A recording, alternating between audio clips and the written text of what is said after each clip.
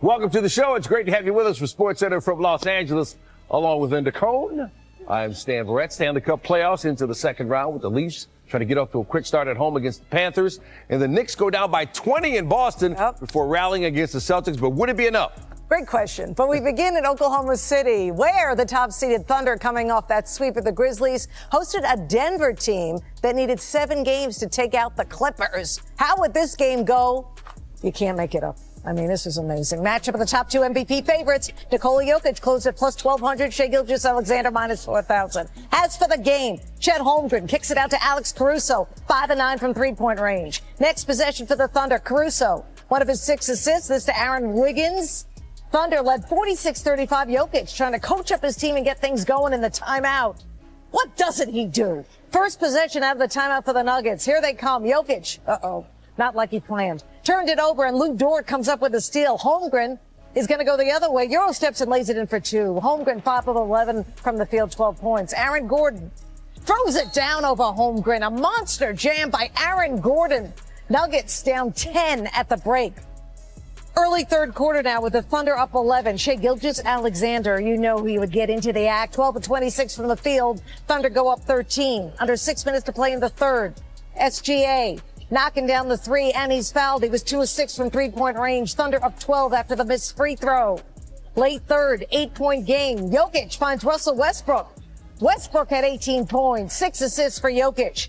Let's go to the fourth quarter. Halfway through, it's 108-95. Nuggets down. Jokic really heating up in that fourth quarter. There's one example. Later in the fourth, Jokic backing down Caruso, scores on the floater. Jokic 15 of 29 from the field. He had 18 points in this fourth quarter. About a minute to play, same score. Jokic, wow. Did I mention he had 42 points in the game, 22 rebounds, and then Jokic finds Westbrook. Gordon gets the offensive rebound, and his shot is blocked, and the Thunder grab the rebound. You need another look. What a sequence here. Because when you take this other look, you'll see the great block by Jalen Williams. After free throws exchanged, it's a 1-point game. Holmgren gets the inbound and he's fouled by Westbrook. After missing the first free throw, Holmgren's second free throw does not go. They have hope, the Nuggets do. Nuggets have no timeouts. They push in transition. Gordon will get it, and he nails the three-pointer. OKC, no timeouts. SGA inbounds to Williams. They heave at the buzzer, no good. And the Nuggets, I mean, they stole game 1. Aaron Gordon, the hero, won. Game 1 from TD Garden in Boston. The Celtics went 4-0 against the Knicks this season. Only one game was close, but that was the regular season. This is the postseason. These two facing off in the playoffs for the first time since 2013. Picking up second quarter. Celtics up 10. Jaylen Brown got it to go. Boston up 12, and it's looking like the regular season games. Next Celtic possession. Peyton Pritchard to Brown. Brown 14 and a half. Boston up 61-45 going into the break. Third quarter, Celtics up 18. Jason Tatum to Al Horford. 7 off the bench for Horford. Last 25 postseason, Celtics 64-0 when they go up by 20. Knicks 0-14 when they go down by 20. Boston up 20, but Jalen Brunson said they had to keep chipping away because there's no 20-point shot. There's a 3-point shot, though, and OG Anunoby hit 6 of his 11 attempts. Knicks down 14. Josh Hart pushing it. He had 14. Knicks cut it to 13. Later in the third, Hart to Anunoby. 29 for Anunoby, 11-point game. Next possession, here's Brunson. 5 of 9 from 3. Knicks down by single digits. We go to the fourth. It's a 6-point game. Miles McBride steps back. Can't get that to go, but Karl Anthony Towns, 14 points, 13 boards, 4-point game. 6 minutes left to play. Knicks down 3 now. Jalen Brunson. In the corner, Brunson. Tie game at 89. The Knicks come back from down 20. A little over 4 minutes to play. Tied at 91. Brunson again. NBA's clutch player of the year, living up to it. And then Brunson again. Knicks up 6. New York 17 of 37 from 3, 29 for Brunson. Derek White 5 for 16 from 3. But Boston 15 of 60 from 3 as a team. A little over a minute to play. Anunoby for 3. Knicks back on top by 2. Other end. Brown finds Drew Holiday for the layup. 16 points for Holiday as he returned from a hamstring injury. It's 100 apiece. 5 seconds left.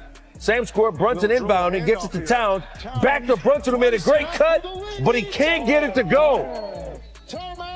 Al Horford rotated on defense, maybe affected the shot from Brunson. A little too high off the glass. So they go to overtime. Still tied at 100. Josh Hart to Anunoby. Plus the foul. Knicks up 3 after he made the free throw. Later in overtime, Anunoby feeding Mikal Bridges, who's only in the corner for 3 and got it. Knicks up 106 to 100. A little over a minute left. Celtics down 6. Brown 1 for 10 from 3, but he got that one to go. Jason Tatum 4 for 15 from 3. They had 23 apiece. 8 seconds left on the clock. Celtics down 3. Karl Anthony Towns fouls Brown. They say it was before the shot on the floor. Give you another look at it.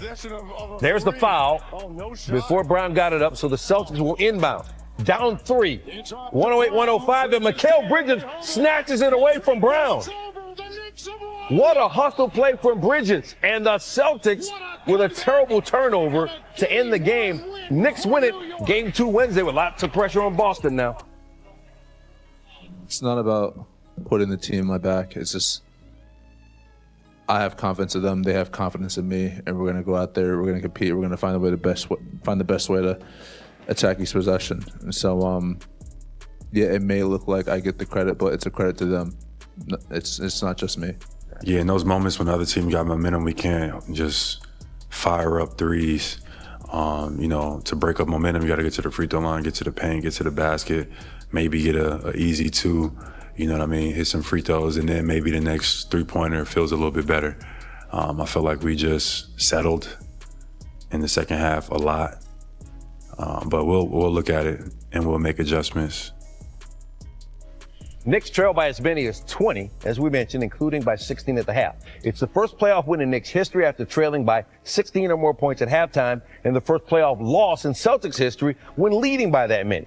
And according to ESPN Analytics, Boston had a 98% chance to win when they went up 20 in the third. All right, let's talk about it with Andrea Carter, who joins us here in studio. Great to have you here. Thank you. On the West Coast, kind of rare for me to be out on the West Coast. All right. I'm happy to be here. Let's make it a thing. Yeah. We will. All right, let's start with the Knicks on the road in Boston. Hadn't beaten the Celtics all season long, down 20, and they come back and win. What jumped out at you from that performance? Well, so many things when it comes to the Knicks, right? But there were a couple of situations when I was talking about this Boston Celtics team, a couple of things that could hurt them, right? Okay. Injuries and missing threes, because we all know the Boston Celtics live and die by the 3. Those two things came into play. Kristaps Porzingis didn't play in the second half, and the Celtics were cold from beyond the arc. 15 of 60 from beyond the arc. And what did the Knicks do? The Knicks took full advantage. With injuries coming into play, with missing 3-pointers, that becomes a must-win game for the Knicks, even on the road. And the Knicks hung tough. They stuck in there. They continued to be in attack mode, and they get the win on the road. To me, the way the Knicks were able to get downhill, keep the ball, keep pushing, continue playing their game, even when Karl Anthony Towns was in foul trouble, even when they were frustrated at times, even when they were down big, they stayed the course. They kept the game close. They've got the best closer in the game in Jalen Brunson, and they're able to pull out the win. OG Anunoby, a really good running mate for him in game 1 as well. And that was one of the things, when you talk about OG Anunoby, 29 points on 10 of 20 from the field. It's the 20 field goal attempts. Now, I know the game went to overtime, so we had a little extra time to get up those shots. However, the last time OG Anunoby put up 20 field goal attempts, it was in March against the Bucks. He did it in March also against Dallas. That's when Jalen Brunson was out. So for OG Anunoby to be this aggressive alongside Jalen Brunson, when Jalen Brunson is also being aggressive, that makes the Knicks an even more dangerous team. And it's not just OG Anunoby, Josh Hart making the extra plays, getting the offensive rebound, doing those type of things to save his team possessions. All of those things come into play for this Knicks team. But if you know Joe Mazzulla, those threes are going up again in game 2. I mean, that's what they do.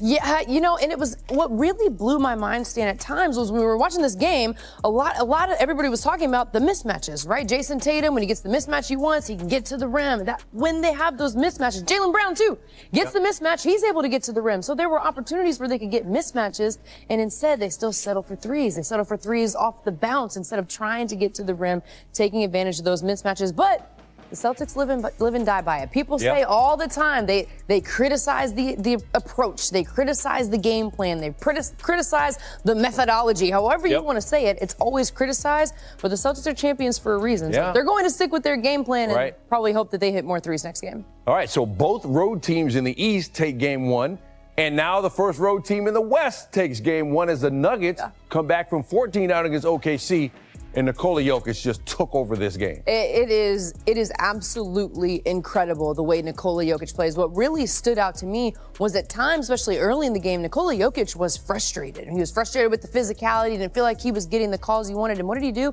He just plowed right through it. He played right through it. The determination of Nikola Jokic. We were on NBA Today, and Shanae Ogwumike is the immovable object. And when he gets that determined mindset, puts the ball on the floor, you see 2, 3 guys from OKC around him. Doesn't matter. He's putting the ball up. He's getting to the free throw line. He's handling that physicality. Nikola Jokic to put up those numbers on the road after playing a game 7, to play with the poise that he had. I mean, this is a championship team. They know what it takes to win a championship. When we talk about this Denver Nuggets group, Jamal Murray, Aaron Gordon with the big time play at the end, they know what it takes to go the distance. So this quick turnaround, it didn't faze the Denver Nuggets because they've been there before. All right, we'll see how both these road teams respond when these series resume on Wednesday. Andrea. What's your favorite team? Comment below, and if you liked the video, please leave a like. This really helps the channel grow and brings you even more content. Oh, and if you're not subscribed yet, what are you waiting for? Click the subscribe button and activate the bell to receive all notifications. With each game, we noticed that the NBA is getting more competitive every day, and all the teams are looking for reinforcements to win the championship. And only here can you follow your favorite team daily with incredible content from different sources. Here on the channel, there are new videos every day with analysis, curiosities, and the best moments in basketball. That's it for today, folks. Thanks for following along. The NBA doesn't stop, and neither do we. Until the next video. NBA, the passion that connects us.